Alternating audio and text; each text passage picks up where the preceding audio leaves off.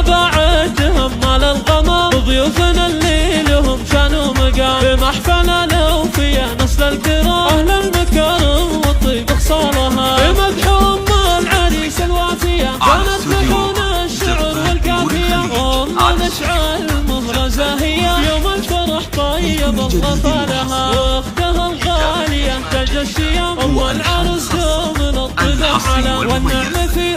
وليد والنعم الساهل من القصيد جالها وابوهم علي عنوان الفخر مسيرة بالمكارم تنتثر وامهم هيا طاريها انشهر يجعلهم فالسعد واحضانها واخوانهم الوافين مدهن الرجال على سليل المواقف والفعال خواتهم للغرام اضرب مثال كل سما بالفخر من زالها مبروك للمعرس الشهم نصيب عيد اللي خذ الفعل الجزيل وجدان كالقمر تضوي كل ليل احلى عروسه زهت بخصالها وعيال ام العريس يحييهم بين العرب تنشهر افعالهم وعيال ام العرس ما مثلهم هم كاسبين الغلا وطوالها. كتابة كلمات جديدة والحان خاصة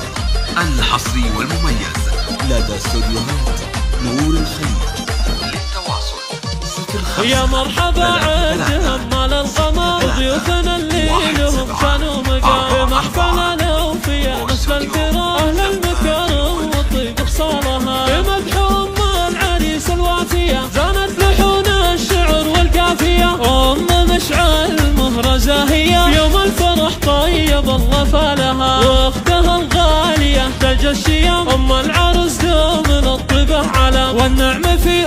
وليد والنعم الساهل من القصيد جالها وابوهم علي عنوان الفخر مسيرة بالمكارم تنتثر وامهم هيا طاريها انشهر يجعلهم فالسعد واحضانها واخوانهم الوافين مدهن الرجال على سليل المواقف والفعال خواتهم للغرام اضرب مثال كل سما بالفخر من زالها مبروك للمعرس الشهم نصيب عيد اللي خذ الفعل الجزيل وجدان كالقمر تضوي كل ليل احلى عروسه زهت بخصالها وعيال ام العريس يحييهم بين